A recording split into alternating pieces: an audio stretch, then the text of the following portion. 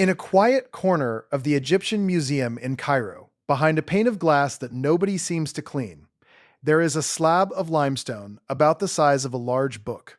It is chipped along one edge. The carvings are worn soft by time. There is no crowd around it, no velvet rope, no guards standing watch. The label gives it a number, JE2091. Below that, 3 words, the Inventory Stela.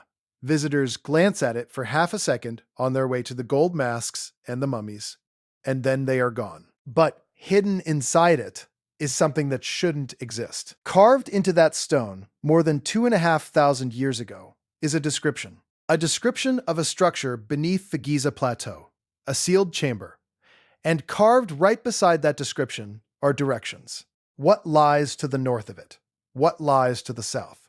The exact point on the surface where the ground opens and the way down begins. Not a myth, not a metaphor, a location. And in 1990, an Egyptian excavation team digging beneath the causeway of the second pyramid pumped out the groundwater, lowered a man on a rope into the dark, and found something at almost the exact spot this stone had been pointing to for over 2,000 years. To understand why that should be impossible, you have to understand what this stone is, who carved it, and the one line on it that scholars have been arguing about for 150 years. The Inventory Stela was pulled out of the sand in June of 1858.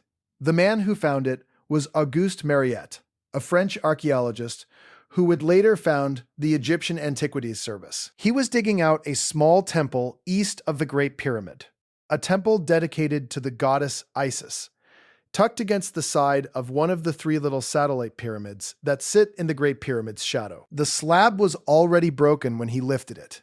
Limestone, roughly 70 centimeters tall, 40 wide. 4 registers of carving, a frame of hieroglyphs running around the edge like a border. And the text on it makes a claim so strange that the moment it was translated, it caused a fight that has never really ended. The stela says that the Sphinx and the temple beside it were already standing before the Great Pyramid was built. It says the pharaoh Khufu, the man history credits with building the Great Pyramid, didn't build the Isis temple at all. He found it, already there, already old, and it calls Isis mistress of the pyramids, as if the pyramids belonged to a goddess. That is a problem, because mainstream Egyptology is certain of the timeline. Khufu, then his successors, then Khafre, who carved the Sphinx. The whole plateau built in a tight window during the 4th dynasty, around 2500 BC. This stone says the order is wrong. It says something was already there. For decades, scholars dismissed it as symbolic, a pious exaggeration.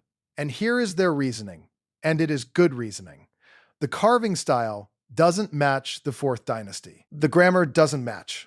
One of the hieroglyphs used for the Sphinx doesn't even appear in Egyptian writing until more than 1,000 years after Khufu died. So the stone cannot be what it pretends to be, a monument from Khufu's own reign. It was carved much later. The dating settled on the 26th dynasty, the Sete period, somewhere around the 7th to 6th century BC, roughly 2,000 years after the pyramids went up. So the official verdict is simple. Late priests, trying to make their temple look ancient and important, invented a backstory and carved it in stone. A forgery of prestige. Fiction. But before we go further down into this, and we are going down, literally, if you find real archaeology unsettling, the kind where the official story has gaps the experts would rather you didn't look at, subscribe. This channel exists for exactly these objects. The ones nobody guards. The ones still sitting in plain sight. Because here is what that forgery verdict skips over. Even if the stela was carved in 600 BC, it didn't invent its information from nothing. The priests who made it were copying. They tell you so. The text reads like an inventory. That is literally its name. A catalog. It lists 22 divine statues that belonged to the temple. It records what was where. And buried in that catalog, between the lists of gods and offerings, 3 clues. Each one sounds like religious poetry. Each one, looked at closely, turns into something far more practical. Here is the first. The stela calls Isis mistress of the pyramids and insists her temple stood there before the pyramids were raised. The mainstream reading is that this is flattery, elevating a goddess above the kings. But step back from the theology and ask a flatter question. Why would you anchor a temple's identity to the pyramids unless the temple's position was defined in relation to them? The phrase isn't describing ownership, it's describing placement, a fixed point surveyed against the largest objects on the horizon. The Egyptians who laid out Giza were obsessive surveyors. They aligned the Great Pyramid to true north, with an error smaller than the first clue isn't worship. It's a benchmark. Here is the second clue, and this is the one that matters most. The stela names a god the way a map names a district. It calls him Osiris, Lord of Rostau. That phrase, Lord of Rostau, appears more than once. To the priests, Osiris was the god of the dead, ruler of the underworld. So scholars read Lord of Rostau as a title, a spiritual domain, a poetic way of saying he rules the realm of the dead. But that explanation has a problem, because Rostau was not an abstract idea. Rostau was a place. It was the ancient Egyptian name for the Giza necropolis itself. And more specifically, the word refers to the passages, the corridors, the ways that lead down and pull you in. The full ancient name of the plateau was preserved in their own writing as Prwarcrnb the House of Osiris, Lord of Rostau. The house, PR, the word for a physical building, a dwelling, of Osiris, who is master of the passages beneath the ground. Read it again with that in mind. The stela isn't telling you about a god in heaven. It's telling you there is a house below. Connected to a network of passages the Egyptians had a specific, repeated technical name for. And it places that house in the geography of the plateau as confidently as it places the Sphinx. They weren't guessing. They were recording. Which brings us to the third clue. And this is the one that turns the whole stela from a religious object into something that reads like a map.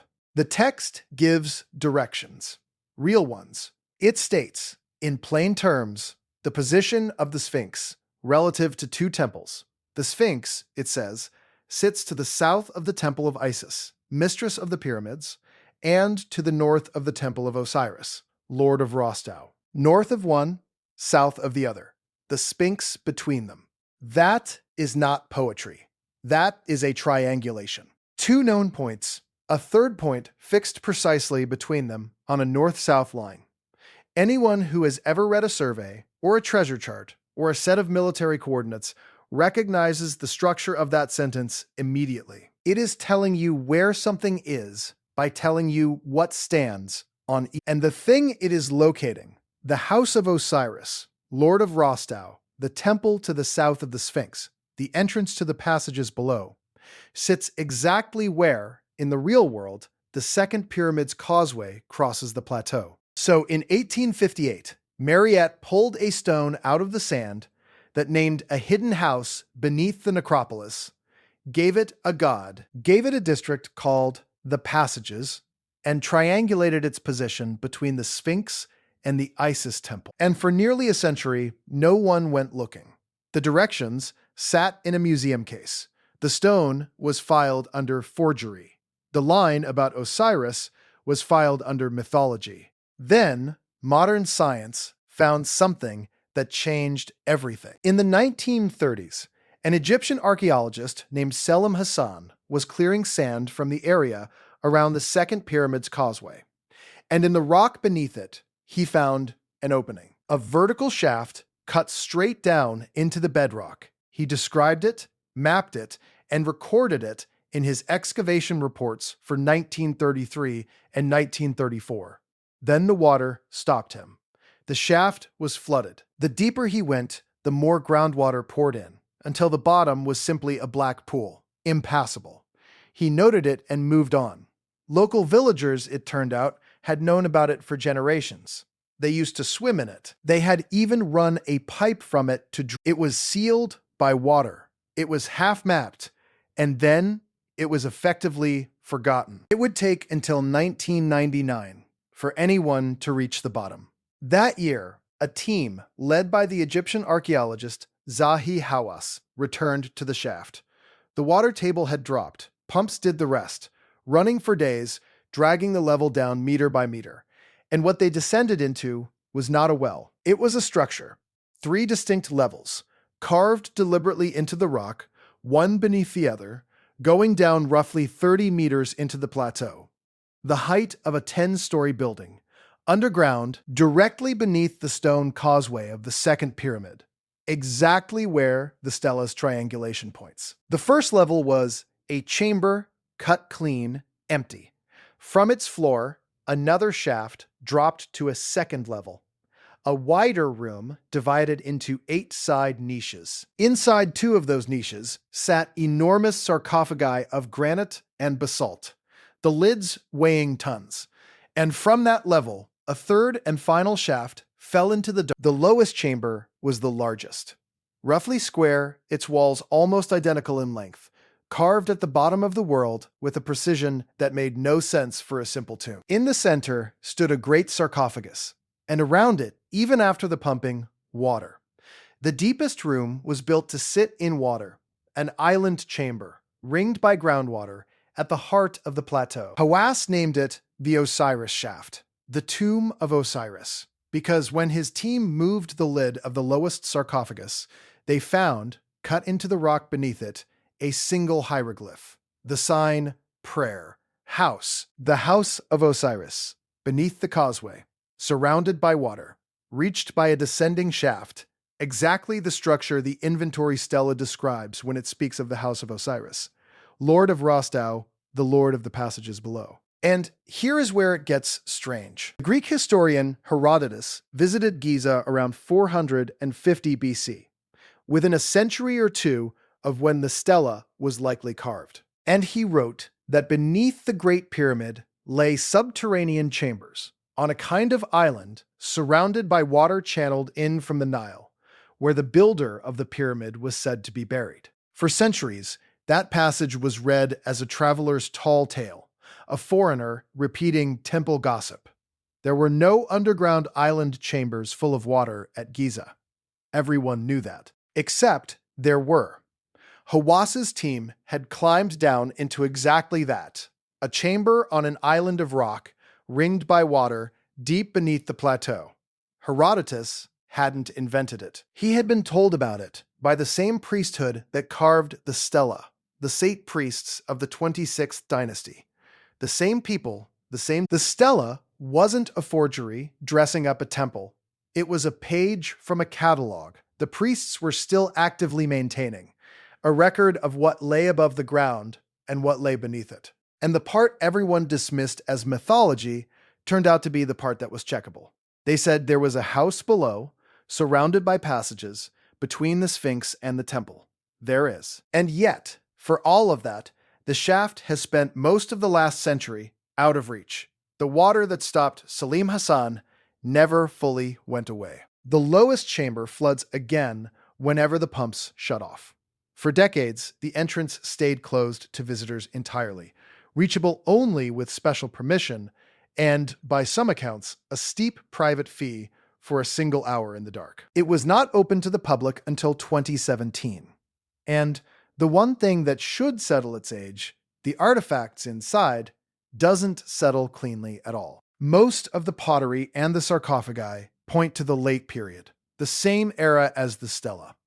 But buried in the lowest level, the excavators recovered something older, red polished pottery, in a style that belongs to the very end of the Old Kingdom, more than 1,500 years earlier.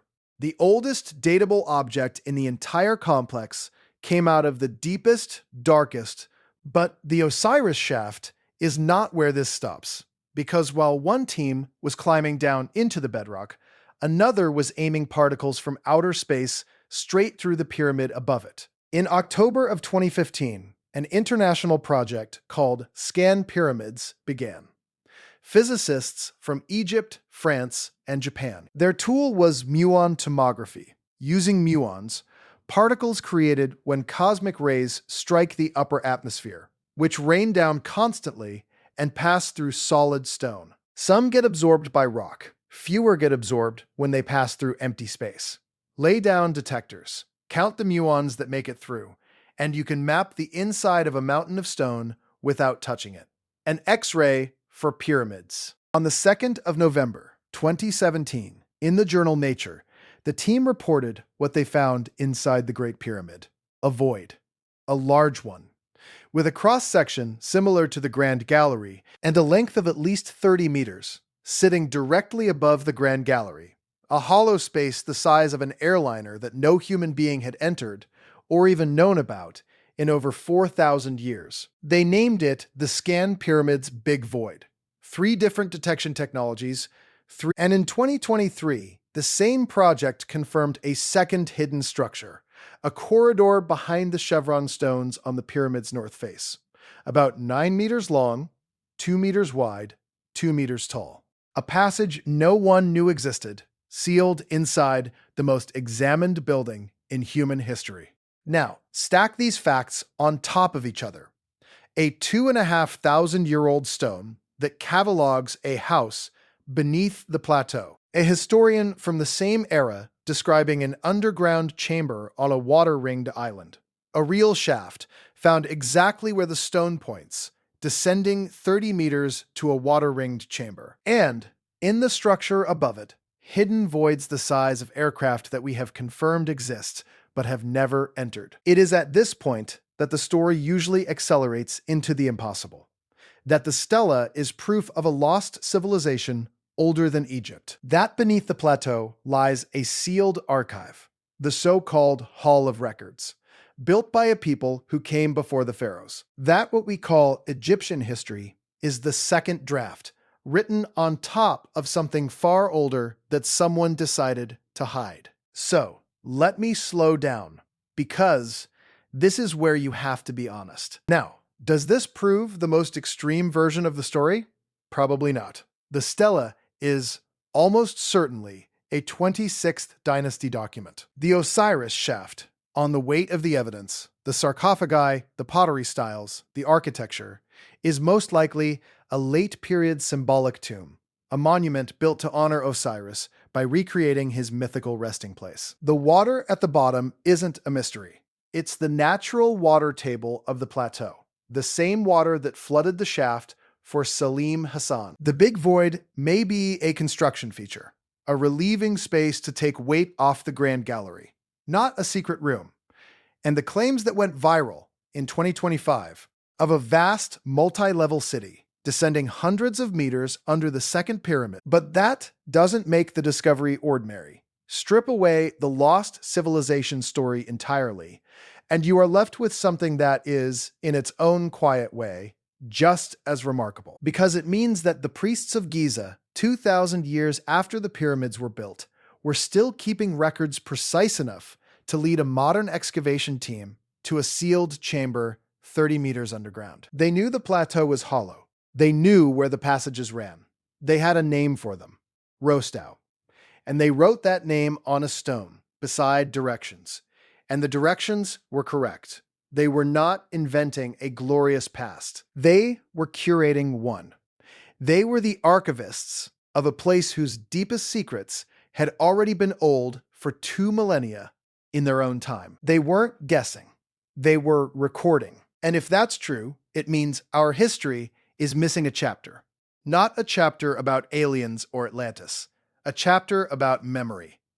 About how a culture kept and transmitted accurate physical knowledge across 2,000 years through collapse and conquest until a French archaeologist with a shovel and a team of physicists with cosmic rays could finally check their work and find that the strange old stone had been telling the truth the whole time. Which leaves one question that no one has answered. The stela is an inventory, a catalog.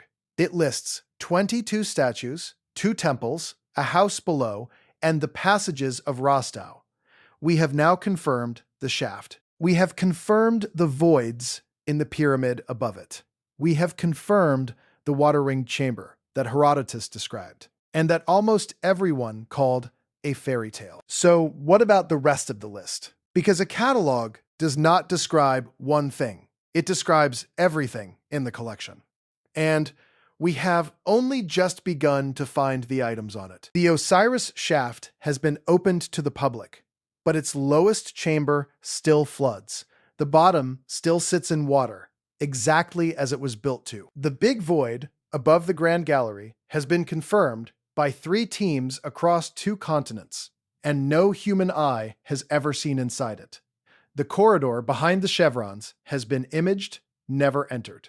The deepest passages of Rostau, if they connect to anything, remain mapped only in the worn carvings of a slab of limestone that almost no one stops. It is still there, GA 2091, in its case, chipped, faded, unguarded, in a museum that has moved most of its treasures to a gleaming new building and left this one behind in the old one. The directions are still legible.